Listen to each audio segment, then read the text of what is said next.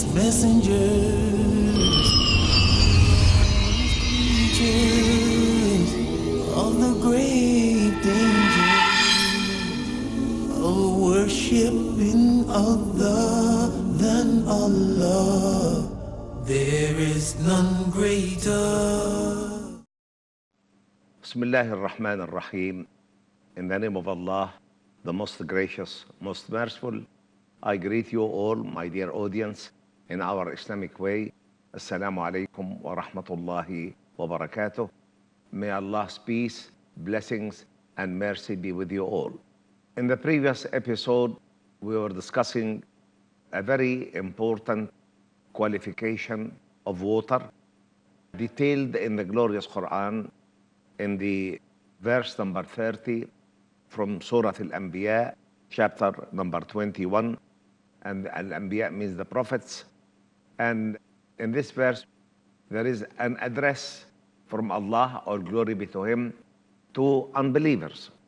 And the verse reads, أَوَلَمْ يَرَ الَّذِينَ كَفَرُوا أَنَّ السَّمَاوَاتِ وَالْأَرْضَ كَانَتَا رَتْقًا فَفَتَقْنَاهُمَا وَجَعَلْنَا مِنَ الْمَاءِ كُلَّ شَيْءٍ حَيٍّ أَفَلَا يُؤْمِنُونَ. And the first part of the verse we discussed before, where the Quran spells out a scientific fact that was only revealed to man in the middle of the 1950s. And this precedence should be calculated for the fact that the Quran cannot be the word of man. The end of the verse reads, وَجَعَلْنَا مِنَ الْمَاءِ كُلَّ شَيْءٍ حَيٍّ. And mentioning the fact that from water Allah has made out every living thing really is again a scientific precedence, because we now know that the very principal event that took place in the early stages of the creation of our planet was the descent of iron on the earth, or the proto-earth, which was only a heap of ash. A heap of ash containing nothing heavier than aluminium silicon. Then Allah bombarded this earth with iron in great quantities, but in a very similar way, we are receiving iron meteorites today. By virtue of its density, iron penetrated the heap of ash and settled in its center. And when we have a heavenly body traveling with cosmic speed and then stops, that speed changes into an immense heat known as the heat of settlement. With the heat of settlement, the iron melted and caused the heap of ash also to melt and to be classified into 7 distinctive earths. Together with this process of melting, all the atmosphere of the earth and the hydrosphere of the earth were actually gassed out from within the earth. And with the creation of water on the surface of our planet, Allah has made that planet suitable for life, because life can never exist without water. Life as we know it on the surface of that planet. We also know that the earliest forms of life were created in water. The earliest record of life on Earth goes back to 3.8 billion years. For 3.8 billion years, life remained in water. Life on land only started in the last 400 to 500 million years ago. And that's why the notion here indicates this fact, that the initial forms of life were actually created in water.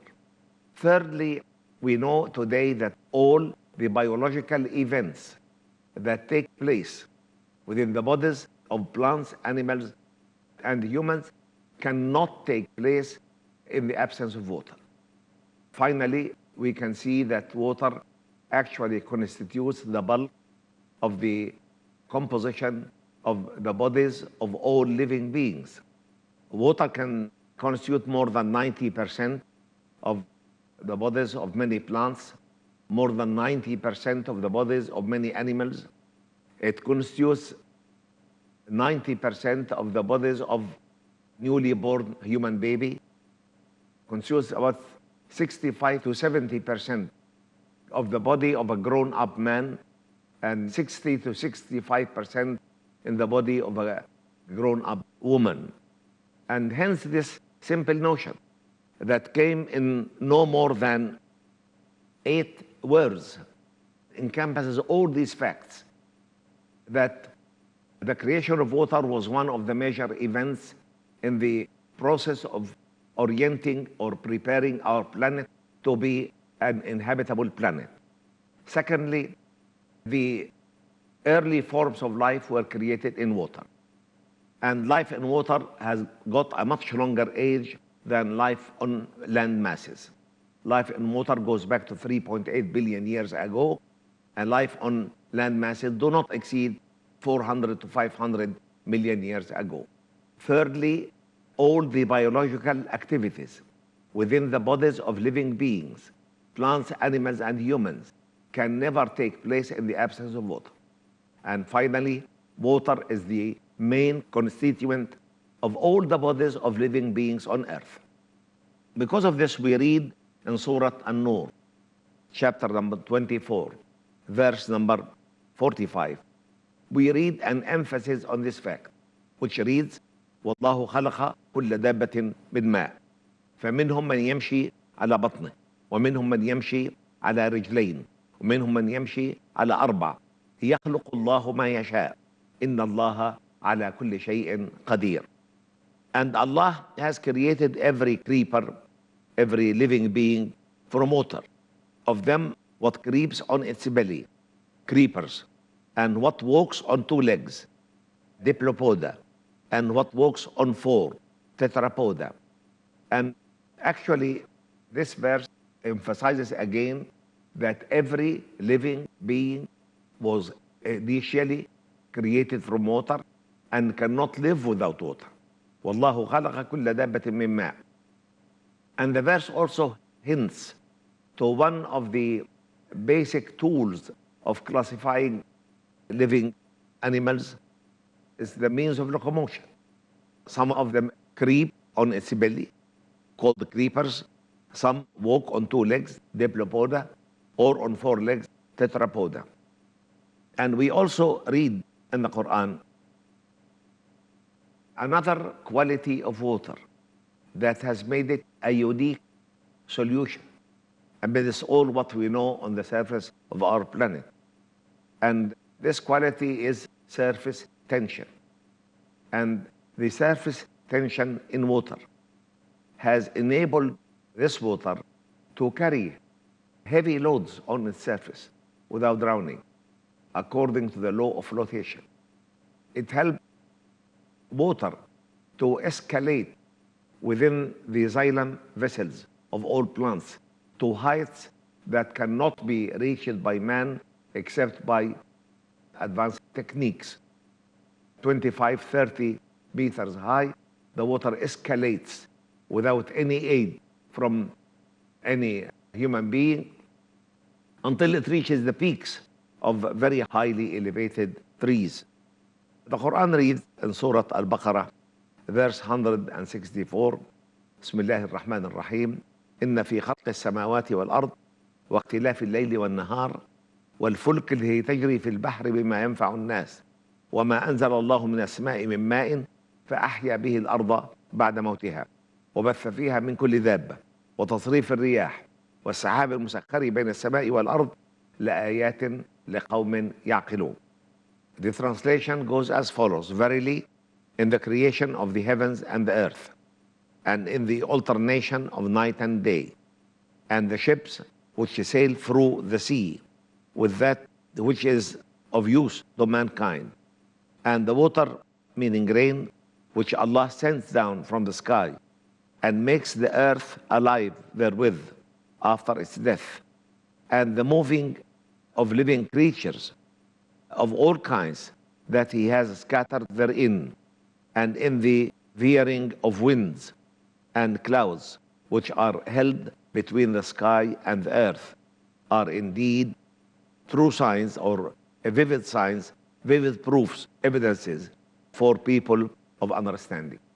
We can see in this verse very many of the signs of Allah that can testify to his oneness, to his supremacy above all his creation, without parallels, partners, or similars. إن في خلق السماوات والأرض, only in the creation of the heavens and the earth is a great testimony to the might, knowledge, and wisdom of the Creator. واختلاف الليل والنهار, the alternation of day and night, without which life on the surface of that planet would have virtually been impossible. والفلك اللي تجري في البحر, and that's what we meant to hear, the capacity of marine and fresh water to carry heavy loads on its top by the law of flotation, due to this specific character Allah has given water, surface tension. This tender fluid can carry tens of thousands of tons on its surface by surface tension and by the law of flotation. And this is the only means that can allow heavy bodies to travel on the surface of oceans and seas, on the surface of fresh water, because without this quality, actually everything can drown in water. And of course, this means has helped man to communicate, has helped man to travel, and we know that seas and oceans actually cover more than 70% of the total surface of the earth, and without a means of traversing this vast distance, actually life would have been virtually impossible on the surface of our planet. And we are heading to a short break, and I'll stop here, hoping to see you again very soon. Until we meet, I thank you for listening and greet you in our Islamic way. Assalamu alaikum wa rahmatullahi wa barakatuh.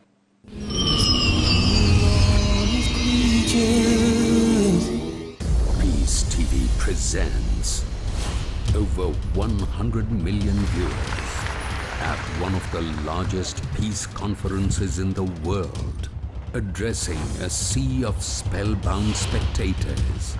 Over 30 world-renowned orators on Islam with credentials impeccable. The truth of Islam. Deen is your way of life. It is our duty, our obligation. By following the Qur'an and Sunnah, we will give the message to one and all. With articulation exquisite. Read the book of Allah. Islam is the easy way. It's the simple way. Remind each other. The Muslim is not a source of harm for other people. Collaborate with the people for good. This is the call of Islam. With the mission of spreading the truth of Islam. Do what you can to spread the word of Islam. Wherever we are. Live like Muslims. Use your power. Allah is saying, why do you need anything else? This Qur'an is self-sufficient. The only book on the face of the globe, the Qur'an. How a human being should lead his life is given in this instruction manual, the glorious Qur'an. For peace to prevail on earth in Peacemakers. Tomorrow at 10:30 p.m. and repeat telecast at 1 p.m. India on Peace TV.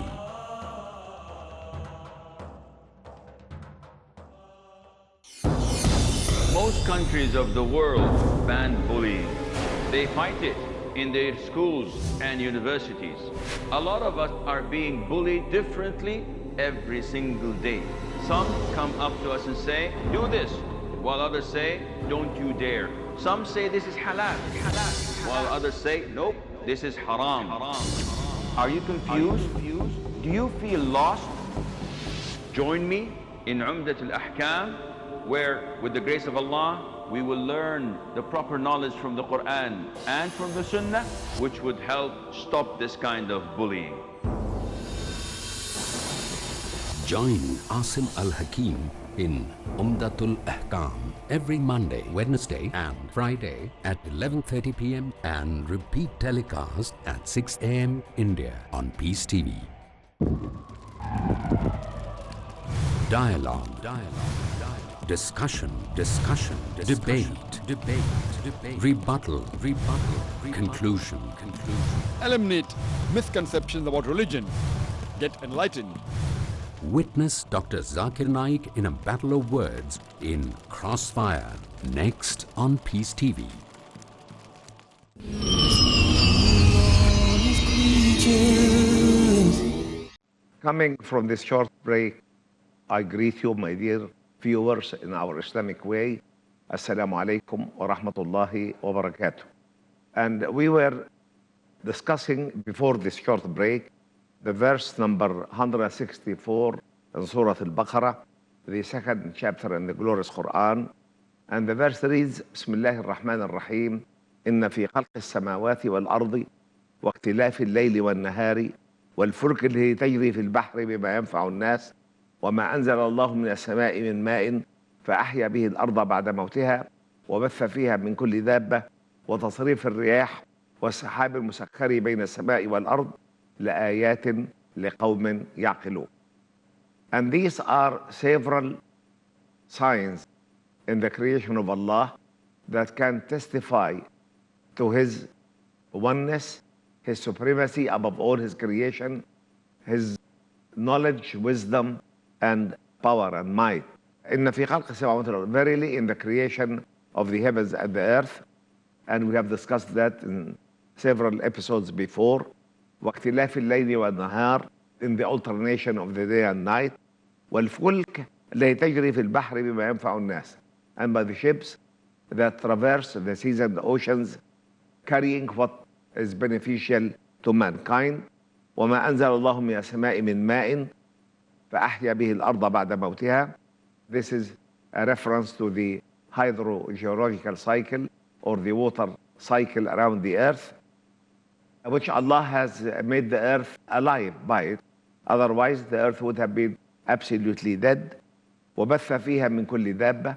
Water was the essence of creation of living beings, plants, animals, and humans. بث فيها من كل دابة. وتصريف الرياح, and the veering of winds. والسحاب المسخر بين السماء والأرض, and by the clouds which are subjected between the earth and the firmament. لآيات لقوم يعقلون. Verily, in all of this are signs for people who can reason. As for the creation of heavens and the earth, we have repeatedly mentioned that this is one of the greatest signs for the divine nature of the Creator and the divine purity of the glorious Qur'an.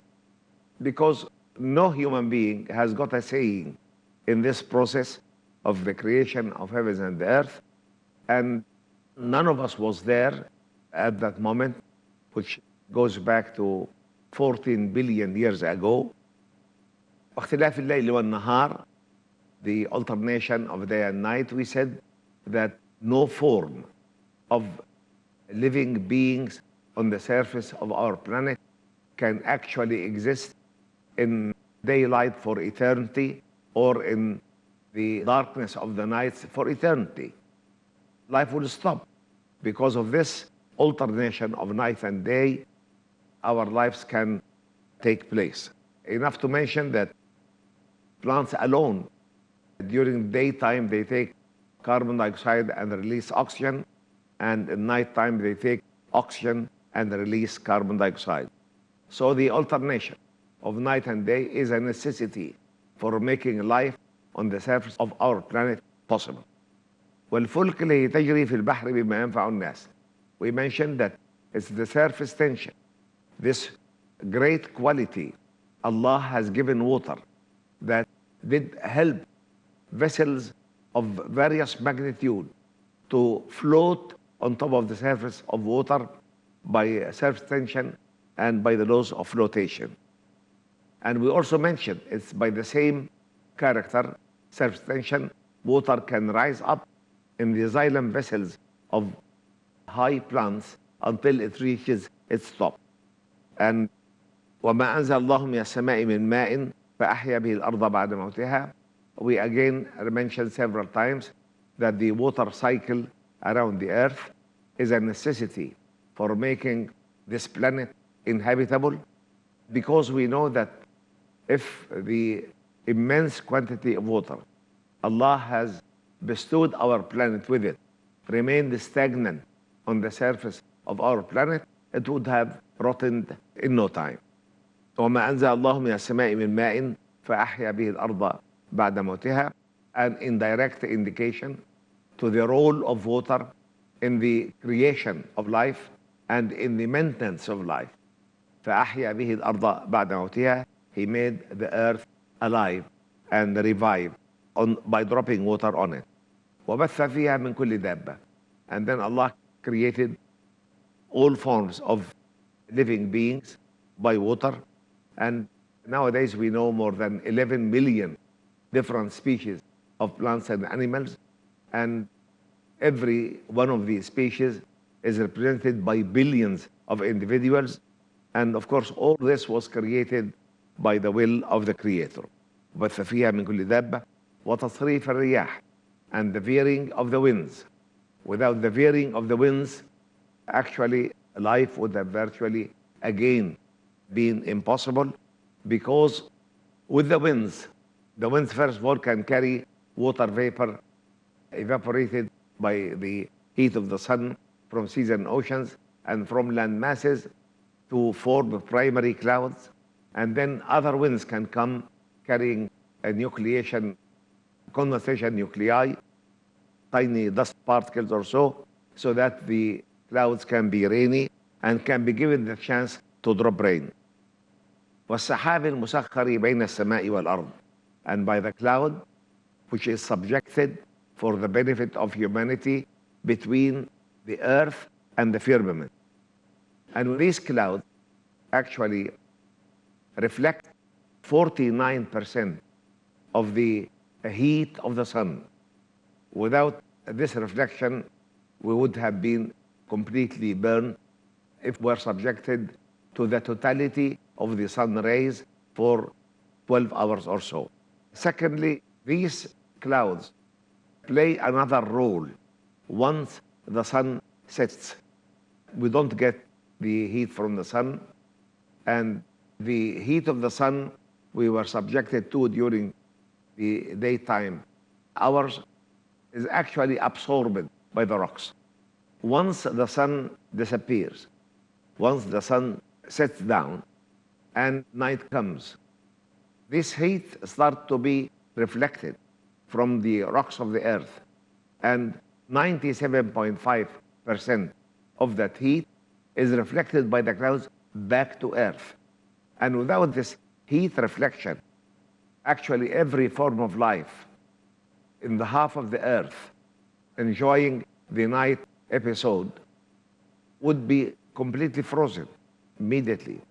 So the clouds in themselves are a great sign of Allah, glory be to Him, because they play a very important role in making life on the surface of our planet possible.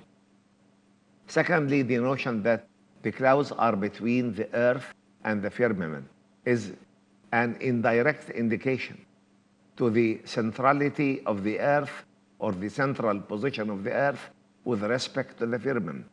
And this can never be proven by man.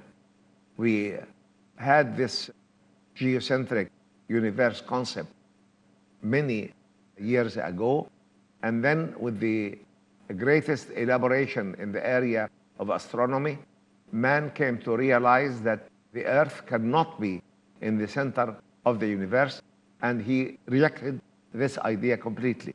When astronomers came to realize that the distance between our solar system and the center of our galaxy is in the range of 30,000 light years, and between our solar system and the periphery, the nearest periphery of our galaxy is in the range of about 20,000 million years, they negated completely the assumption of the geocentric universe.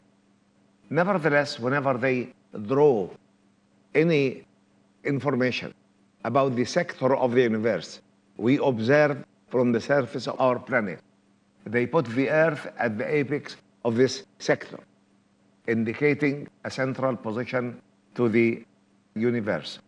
And of course, glorious Qur'an, by stating here that the clouds are actually in a zone of separation between the earth and the firmament, is a confirmation to the central position of the earth with respect to the rest of the universe. Because of this, the cosmos is constantly mentioned in the glorious Qur'an with the expression heaven and earth, or heavens and earth. And I think we came to the end of this episode, and until we meet in a coming episode, I thank you for listening and greet you in our Islamic way. Assalamu alaikum wa rahmatullahi wa barakatuh. May Allah's peace, mercy, and blessings be with you all.